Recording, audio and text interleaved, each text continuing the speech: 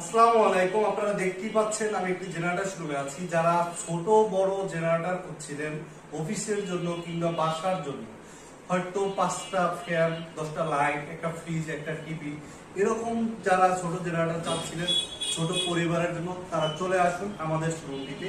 আমি এখন দেখাবো আপনাদের কাছে 5টি ফ্যান, 10টা লাইট জ্বালানোর জন্য যে কত ওয়াটের জেনারেটর দরকার হয়। আপনারা 1 কিলো থেকে নিয়ে 2 কিলো 3 কিলো ওয়াট পর্যন্ত জেনারেটর নিলেই এনাফ।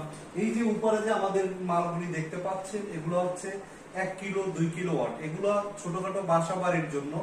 এই মালগুলো হুন্ডা মেড ইন জাপানি মাল, মালয়েশিয়ান অ্যাসেম্বলি।